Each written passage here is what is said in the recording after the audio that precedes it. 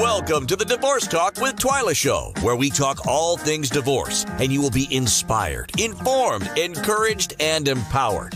Now, let's welcome our host, Twyla M. Marks, the divorce recovery expert. She is Coach Twyla, the Get Your Happy Back Divorce Coach.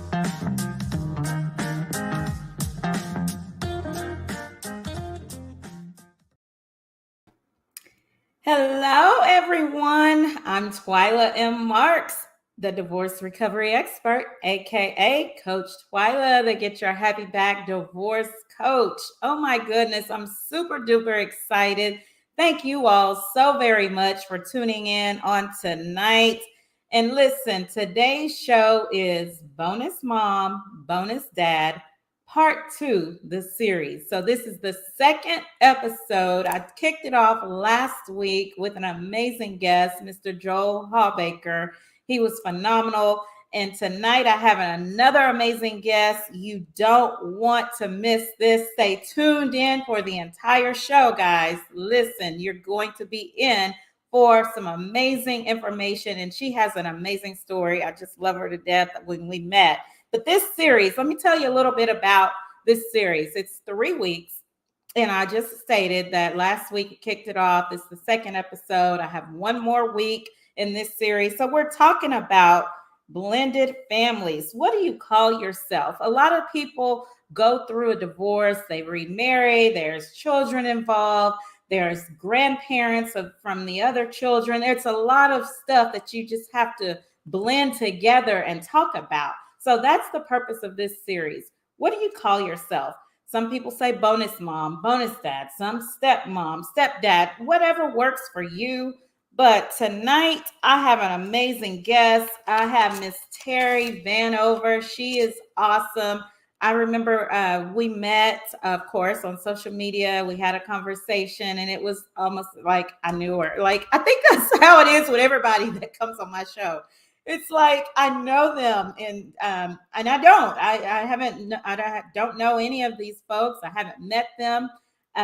We met through social media, and we just connected, and we're all in the space doing the same type of work, as in divorce recovery. So let's just welcome my special guest, Miss Terrie Vanover, to Divorce Talk with Twyla.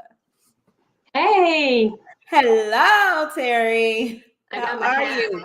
Come on, girl. Get your hat on. You know I'm a hat person.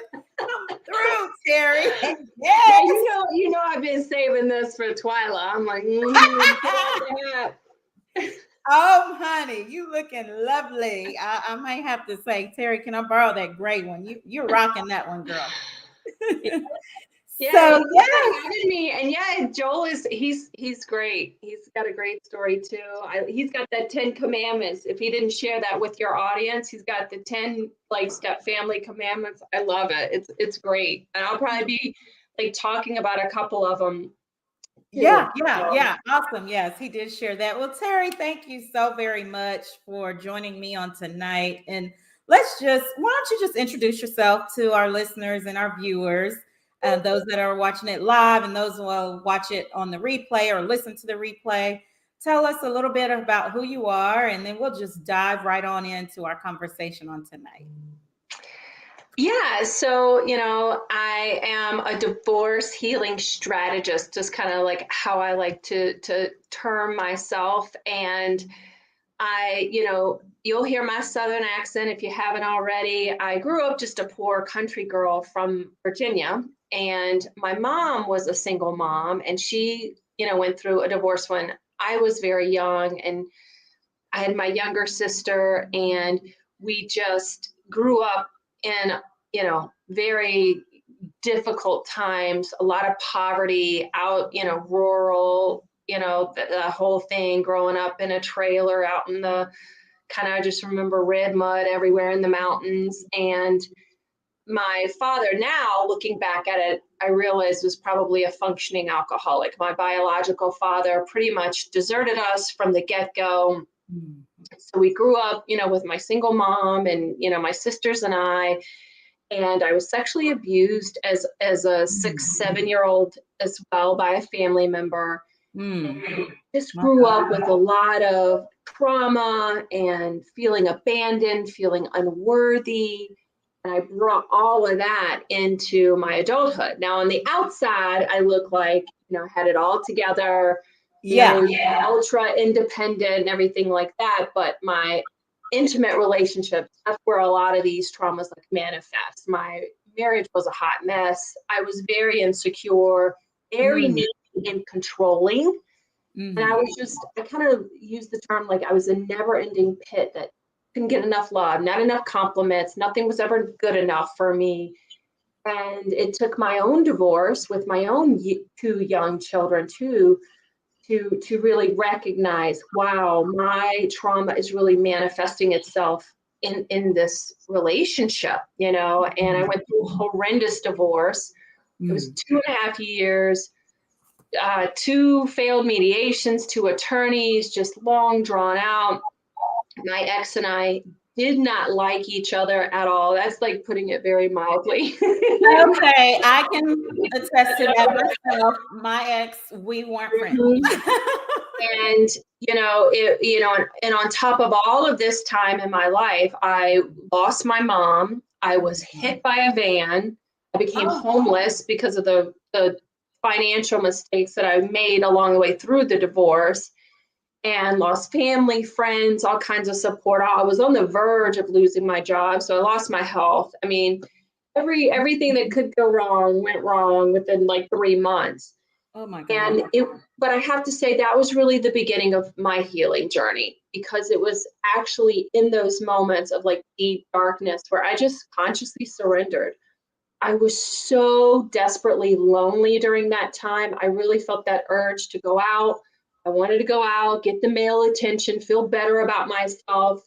And it was actually when I realized, you know what, you need to just sit with this loneliness. And again, I didn't know what I was doing at the time, but now looking back, it was key to my healing.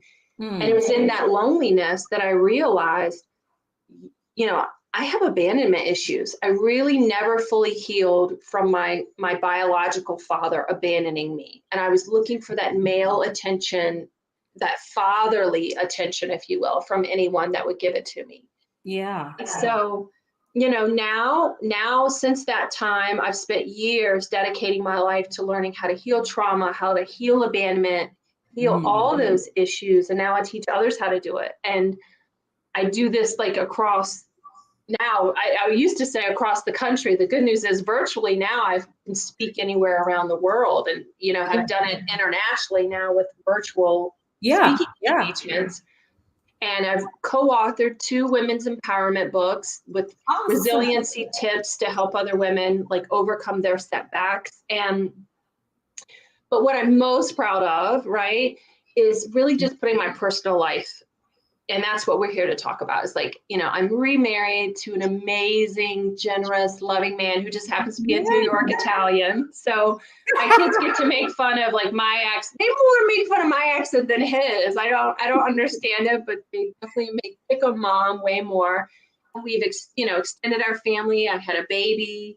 We and what we're here to talk about tonight is like how I've been able to create a new co-parenting relationship, because I believe that's what I'm most proud of, is like putting all that stuff behind me and have been able to forge ahead and create a healthy co-parenting relationship with my ex-husband and his beautiful wife. And people look at us, I forget how like it's just, and with this show that we have going on, I'm doing a lot of media and social media with my relationship. Yeah, and it is shocking, the feedback. It's by far the most commented on post, the commented on like, I can't believe you do this, and this is so great.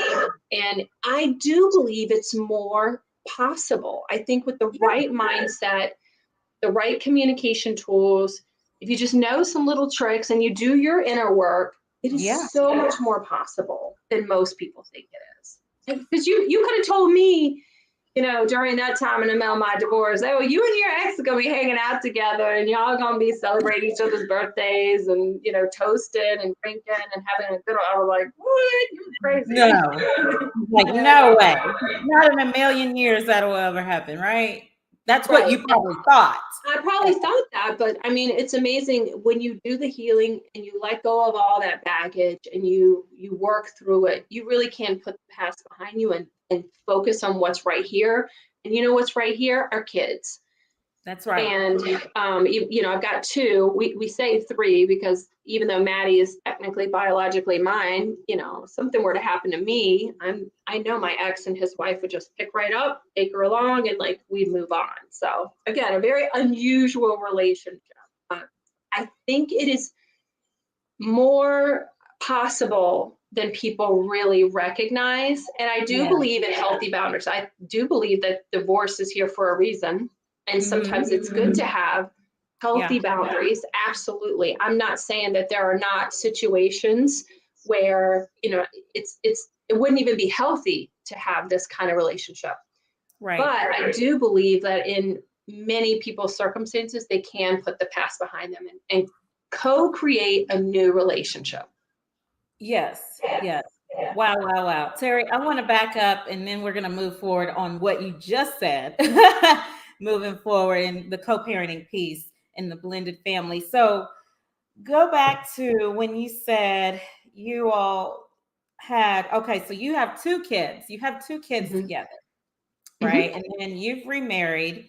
I just want to make sure that our listening audience and viewing audience understands the dynamic here, because we're going to get into your story and how you all just are an amazing blended family now. So, yes. So you have two kids together, your ex-husband, you're remarried, you had a child with your new husband. Correct. And now your ex-husband, has he had any children? No children. I don't think they plan on any, but I don't know, but yeah, so it's there's two moms and two dads, in our family. Yes. Two moms, two dads. So so blended families, and I know we have a lot of folks that are going to watch this live or listen to it later or watch it at a later date. But blended families, we all know, is that you get married or you remarry, one of you all bring in children from a previous marriage, previous relationship, and then you just blend it together. So what in your household, Terrie, if you just be transparent at this point about how does your child address the other parent or the new mom, the new wife, I guess I should say, and then about the grandparents. Last week we talked about, I guess, Joel, we were talking about how they had a conversation about, okay, what are we calling the new grandparents? What are we call, you don't even realize that, but there's a lot of dynamics that goes into play when you're talking about a blended family. It's not just the parents, it's grandparents involved as well, and siblings. Twyla, we cannot underestimate the dynamics. You think it's hard when it's just the nuclear family, and you think the divorce rate, it's recently, I think it's up a little bit. I think it's close to 30% since COVID, the divorce rate.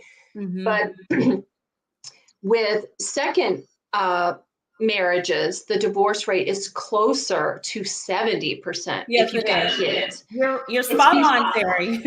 It's because of everything you just said. It's parenting, dynamics, and then you've got exes that also come into play, and then you've got siblings and kids who don't get along and kids who do get along, and there's just so many other dynamics to juggle when it comes to having a step family or a blended family, however you want to call it, that it becomes really difficult. And listen, I have had my moments as a stepmom. It isn't easy. And maybe that's why I adore and love Dee so much, the kid's stepmom, because I've walked her shoes. I've been there, done that.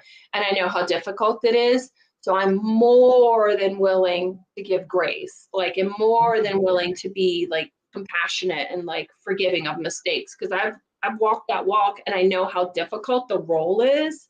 Mm-hmm. So I think there is, but I also believe like if you do the inner work on yourself, you're not going to be triggered by other people. You're going to look at challenges more as opportunities.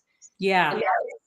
And that has probably been my most difficult moments of being like a stepmom, was when I was feeling really disempowered, like, oh, this is happening to me, or why is this, to me? And it's funny when you kind of like take back your power and you go, Mm-hmm.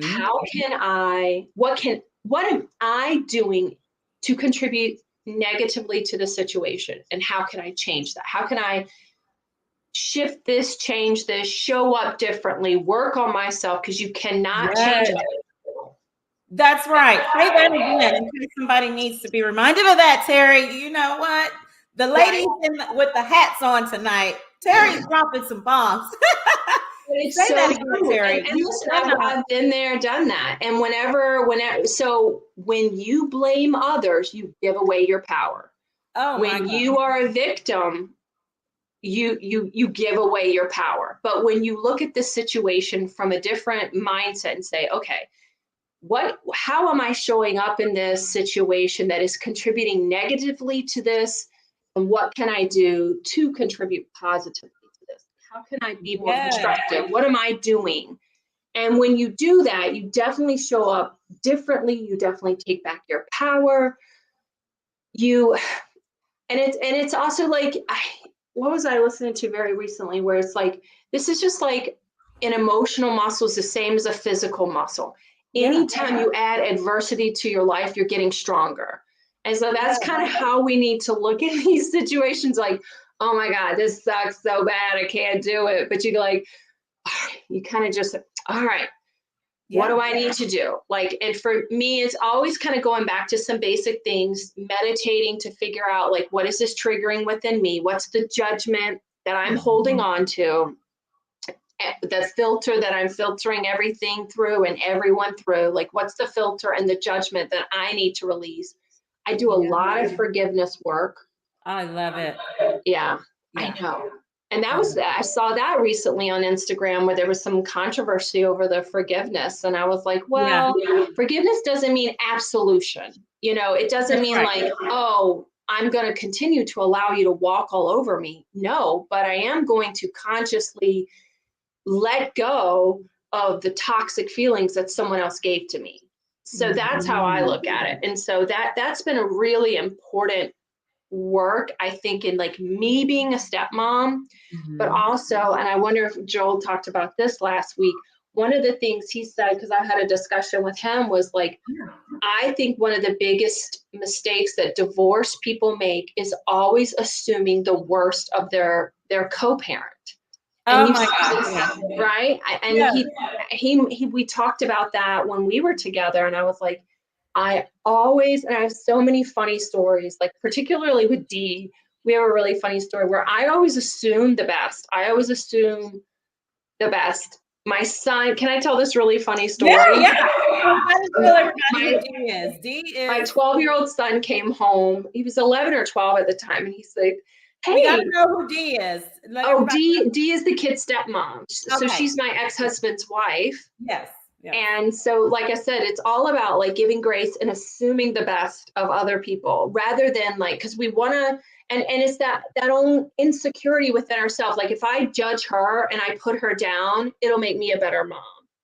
But if I am totally secure and totally healed and totally at my best, and I know she's doing her best, you just show up in a different way in any relationship. Yes. And so my son comes home, he was 11 or 12 at the time, and he's like, Mom, Dee and I are watching a show together. And he was like, oh, okay, he's like, it's Shameless, which I don't know if you're familiar with this. It's a really vulgar, very inappropriate, it's not a children's show. And the only reason I know, because my ex-husband is an actor, he had done like a part on that show. So that was the only reason I was familiar with this show. I was like, what? And I'm thinking, maybe she showed him that part of his dad or something like that. I don't know. Again, I just was like, oh. And I think even his sister chimed in and said, "You are not watching that show with Dean." He's like, "Oh, yes, we are. We're watching this show together." And he just made this big thing. And I was like, okay. And the next day I get a call from Dee and she goes, "I am not watching Shameless with him. Like, I don't know why he would." She goes, "Why didn't you say something?" And I said to her, I said, "I just assumed that you had a really good reason, that maybe there was a lesson that you were trying to instill." Yeah. I was like, I don't know. You didn't assume the worst, Terrie. I didn't. I just assumed the best, that like she had a good intention behind it, or like I was like, oh, okay, well, I don't, obviously I'm a concerned parent, but I also like, I know she's got a good head on her shoulders, so there must have been some good things. She was like, no, it's some totally different, like wholesome, great show. Like totally not. She was like, no, we're watching like this family show together. But that's like a funny story about her and I. And I think a lot of like parents, I want to say, a lot of parents, like they would jump on that and like, how dare you show my son this? How dare you do this? And like, you have no right. And I was like, okay. But like, I think that if we do that, if we always assume the best until you know otherwise, right? Until you like make the best assumption that they're doing the best they can, or there's an intention maybe that we don't know about. And again, we do not, and I think that's another thing I'd like to clarify. We don't get along like, we do get along, but we don't agree 100% of the time. Okay. And sometimes we have to agree to disagree and say, okay, this is how I feel about this. This is how I feel about this. Can we come to a consensus about how to move forward? And we've had to do that on several occasions where we've had to like air out our own opinions. And everyone has the, ability to express their opinions and express their feelings. We don't all have to 100% agree, but like, how can we move forward? And sometimes we'll reach out like to the school and say, well, let's get more information and let's find out what they think would be the best, next step. I love that. And that is what you call successful co-parenting. And to talk about it, and I want to talk about, we have folks listening and watching, don't assume the worst. And because what that does is, right, Terrie, that immediately puts you on the defense side, right? Like, I'm assuming the worst. I'm already heated by the time they come and talk to me, because in my mind, folks, I've assumed the worst, right? But it's not even like that. And 9 times out of 10, it's not like that. It's not really the what you say, it's really how you say it. And the communication is huge when you're talking about blended families, co-parenting, and having a great relationship with the co-parent or the non-custodial parent or whatever you would call it. But again, I love that. And I love the fact that you and Dee have a great relationship, because it's for the betterment of the children. Why be at odds with each other? That's not going to benefit the kids at all, right? And, and we might have people, Terrie, listening, watching, and they might say, oh, I'm not going to be my ex-best friend. That's fine. We're not alluding or saying, oh, yes, you have to be BFFs. No, but in this situation, when you have a blended family, it is necessary to have a cordial relationship, right? Yeah. I mean, 100%. Just respectful. And I think what you kind of alluded to there about like when you show up a certain way, again, I think we do not talk about this enough in any kind of relationship that you're in with anyone. Whenever you're bringing baggage into any relationship and there's resentment there, or there's unsaid feelings, or there's unresolved issues within you, they pick up on that energy and they respond in kind. And so if there's a barrier there, they're going to sense that barrier, and they're going to, like you said, they're going to feel defensive, or they're going to be guarded, or they're going to be walled off. And so we can just let those filters go and at least show up, at least being open. Like, I'm just open to hearing, I'm open to receiving, and willing, right? And that's all it takes is willingness. Yes, that's so good. Willingness, folks. Willingness. Wow. Terrie, I love it. And I know you mentioned before, it's like you and Dee are sisters. I love that.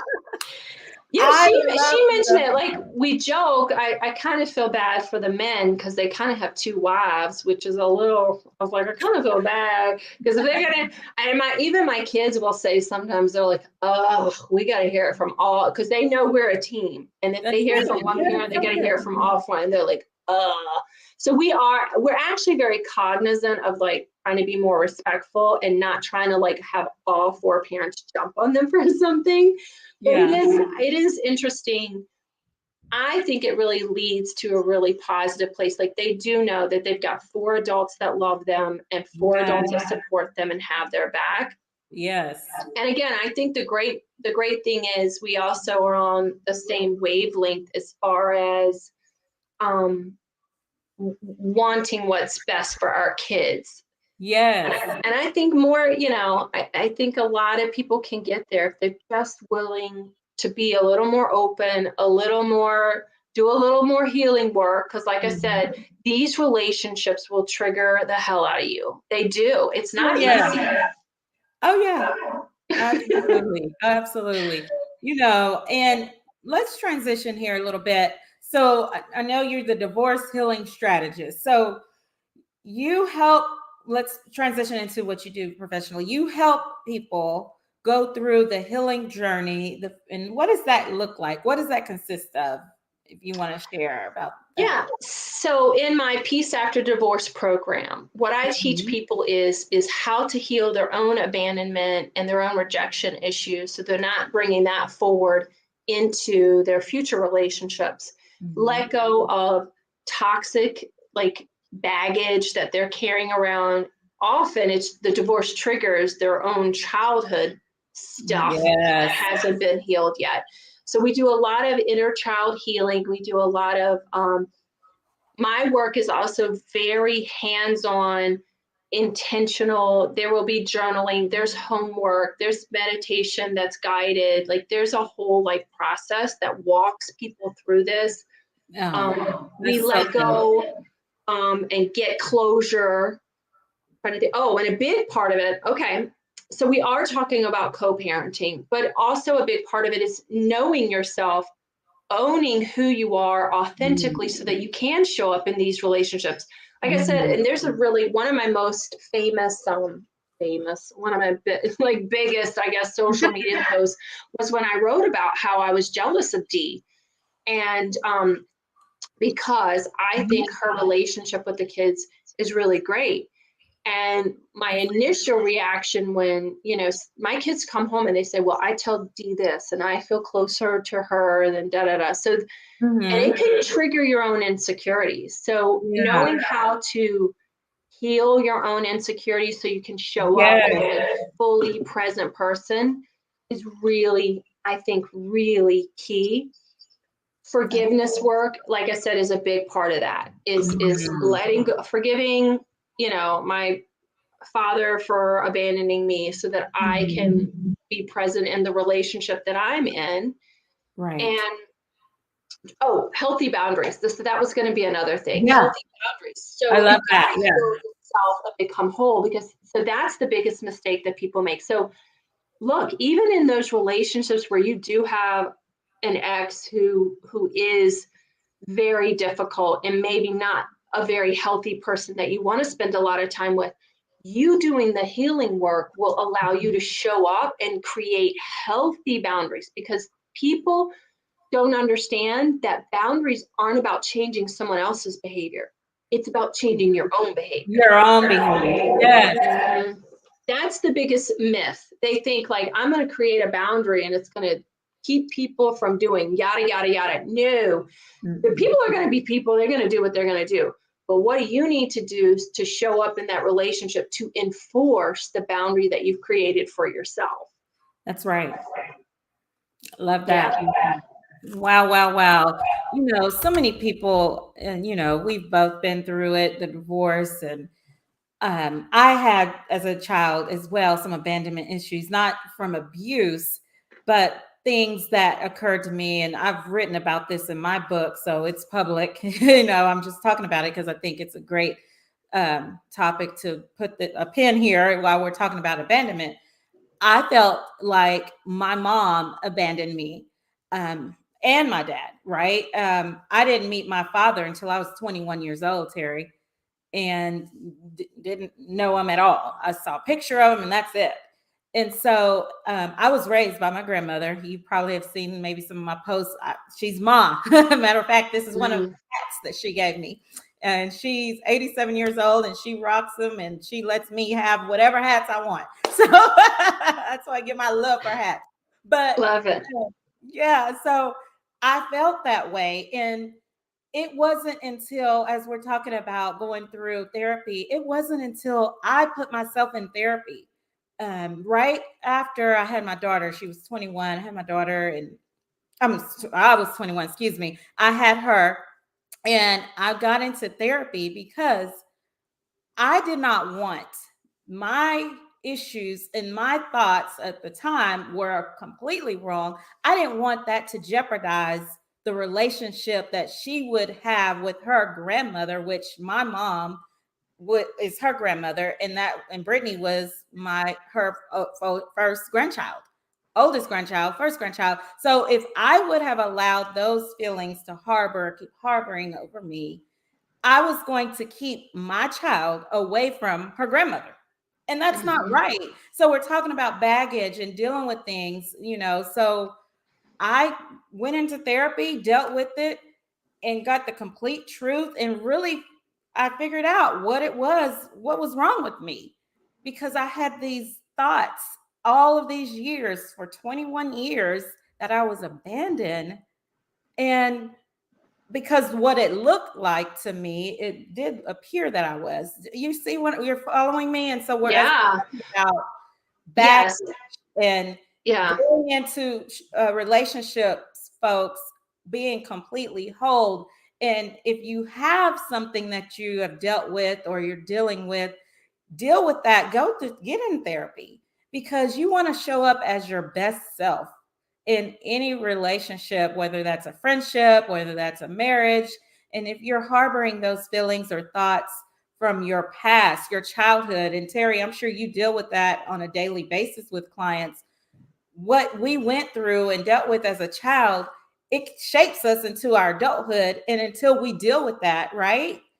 Absolutely. Really, and I don't know if you've read Oprah Winfrey's latest book, on childhood trauma, What Happened to You.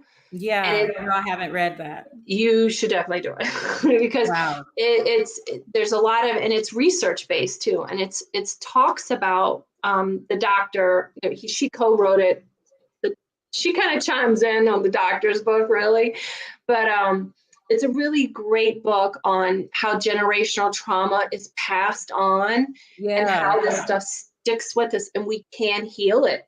And a big part of, you asked, like, what do I do in my programs to help people, let go of this? And like you said, it's like rituals is a big part of healing, even generational trauma, because it allows the brain is a magnificent thing, because it can allow the intellectual part of your brain to bypass, kind of that common sense. Well, I know I wasn't literally abandoned, you want to rationalize it, but it allows you to bypass that and then creatively and intuitively heal that part of you. And because when we're bringing the subconscious to the conscious, then we can release it.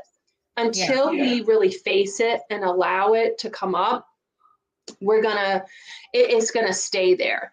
So it's really important that, I love everything you said. And I get that too. A lot of people, they think they kind of hear our stories and they think like trauma is this big, big thing that you have to go through, or they have these misconceptions, but Yeah. not necessarily. It's, I have a client and she comes from like I would say a good family, quote unquote, and we all doing the best that we can.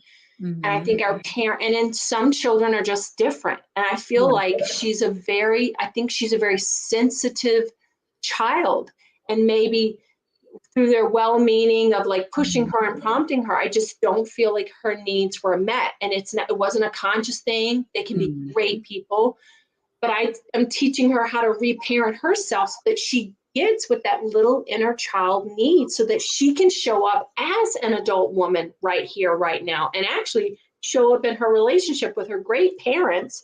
Wow. Right here, right now, instead of that resentful child who didn't get what they want, constantly needing attention, or not feeling like they got, what she wanted. And again, it doesn't have to be these huge things. It can be, and it can also be little things along the way as well. Because as children, it's about developmentally when it happens to you and what you needed at the time. And children have a different perception than we are as adults. Yeah, absolutely. Absolutely. Wow, wow, wow. Terrie, this has been amazing. Wow, wow, wow. I think that a lot of people that are going through this in the blended families, what you've talked about tonight and shared is, I'm sure, is going to help a lot of people, because the bottom line is when you have a blended family, it's not easy, and I shared my story last week. My situation was a little different than most because of the dynamics of the family. And I'm not sure if you heard me or not, but my ex-husband, he had a son. Of course, I had the daughter from a previous relationship, and they didn't have any relationship with the biological parent, the missing biological parent, meaning my ex-husband's son didn't even know his biological mother. So that was not even on the table. I was the only mom that he knew at 4. And then, of course, my daughter didn't even have a relationship with her dad. So it was different. And at 4 years old, their kids at that age are very influential. We can, they're like, I don't know any better. So I can just, and we didn't force it on them. It was just, oh, this is my mom, this is my dad. And that's how we rolled. And that's probably not the case in most families, but because of our situation, it was just different. We were the only parents that they knew. So, and it just worked, and nobody addressed anybody as stepmom, stepdad, stepbrother. Of course, then my ex-husband and I had a son together, and it was, this my brother, this my sister. That's how it was. And, I'm not saying that for everyone to do that. What works for you and your household works for you. And it's no cookie cutter, right? It's no cookie cutter. It's just what works for you. And it may not work for your neighbor next door. Just and I really, when we talk about step parenting too, there are a lot of great working relationships. If you've heard of, like, there's the whole like Nacho method, which is all about like step parents who take a step back. Yeah. And I was reading through some of that like today, and that is really valuable advice too, because in some instances, having healthy boundaries is a healthy approach to that. Yeah. Not every parent can be like Dee and I and Ben and my husband, and we're all like together. And in some instances, it is healthier for a step parent just to say, you know what? This isn't my responsibility. It's just best if I bow out and I have some boundaries. And there's nothing wrong with that. And that works for a lot of families. And that's acceptable too. Right. I think having the conversations about what is a step parent's role too is really valuable. And I wish more people would have that conversation before they get married. And maybe, and again, doing the inner work on yourself and saying, what are my expectations in this? Because I think, anger is really just unmet expectations. Right. And so, and I see that in marriages with people who are married where they have an expectation of what this is going to be like, and this person has an expectation, they aren't coming together. And so it's really important that you have the right communication skills, especially in a co-parenting or a step family dynamic, to talk through these things and say, here is what I need. Here are my boundaries, and here's what I need to do, and talk about it and work through it and negotiate it. Again, Absolutely. not everybody's going to be partying with their ex, and I get that. I'm not saying you should, because in some instances it's healthier not to. But at the same time, I do believe you can show up in every relationship as a healthier version of yourself if you do the work. And I will guarantee you, when you show up differently, the relationship becomes better, less contentious, less, ugly and acrimonious, because you don't let that stuff bother you anymore. You know who you are, you know your power, you're not triggered. You're just like, hey, all right. A duck, like a duck. The water just rolls off your back. Just let it roll. And and it doesn't bother you anymore. And you're so right, because you know who you are. And I love that. And I also love the fact that you said, and we talked about this last week, have these conversations, folks, before you say I do again. Like, and when there's children involved, right? How much of a role are you going to play as a stepmom or a bonus mom, bonus dad, stepdad, whatever you call yourself? And are you going to just take that step back? Are you going to be very involved, meaning, from a disciplinary action? How is that going to look? Because you may assume, Terrie, right, that, I'm going to be hands-on, and that may not be what the other parent or your new spouse wants you to do, right? Right.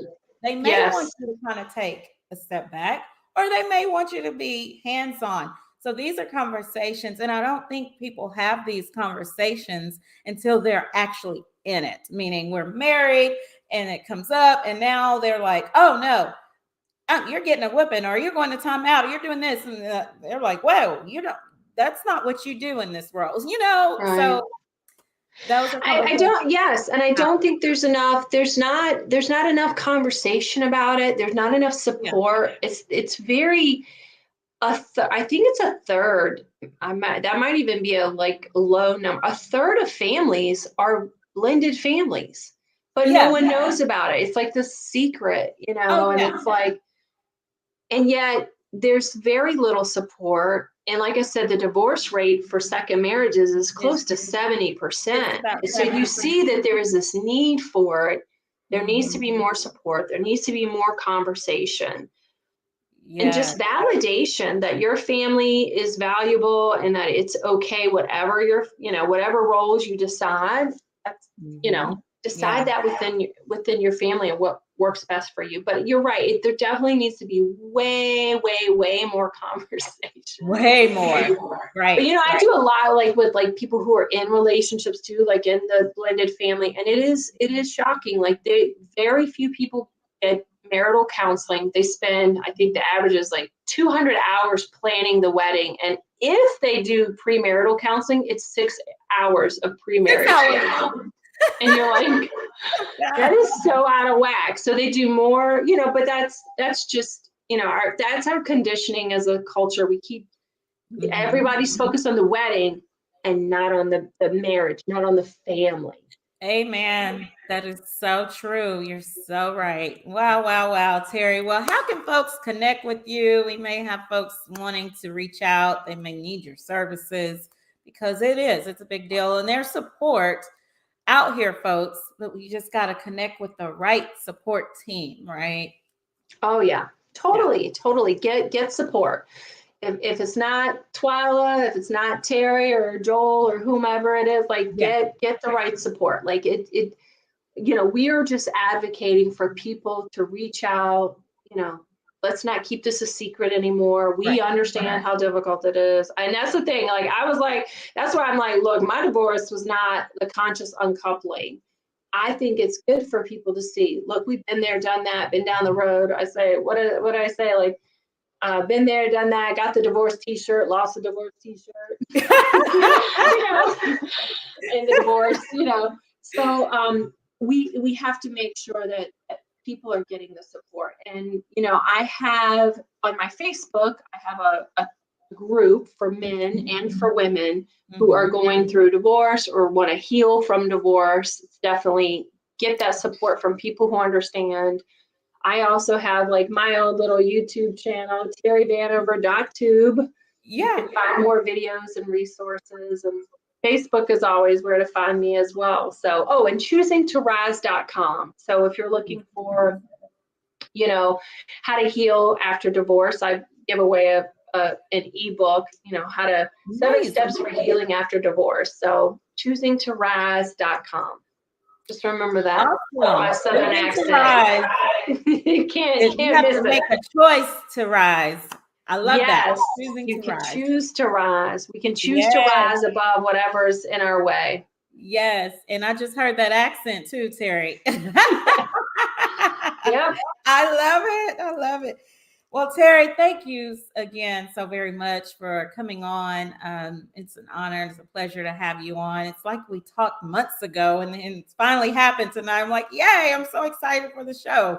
But yeah, it's been an amazing conversation. And I believe that things that you said and shared on tonight will help others that are in this space of blended families and healing and forgiveness and all of that good stuff, because you got to go through the healing process, and it's a journey. It doesn't happen overnight, right? You work on yourself, get the healing that you need so you can show up, folks, as your best self for your next relationship and your kids.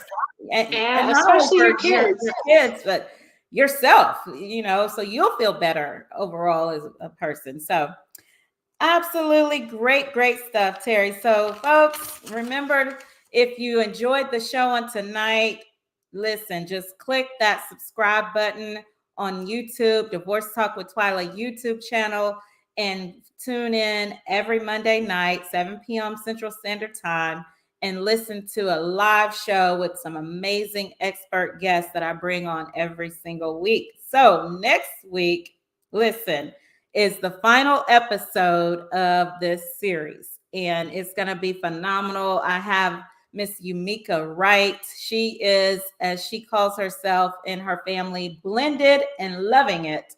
And she's going to come on. She has a blended family of 8 children. So I can't wait to hear the show next week. Yes, Terrie. So listen, so until next week, folks, this is Coach Twyla, the Get Your Happy Back Divorce Coach. I am out.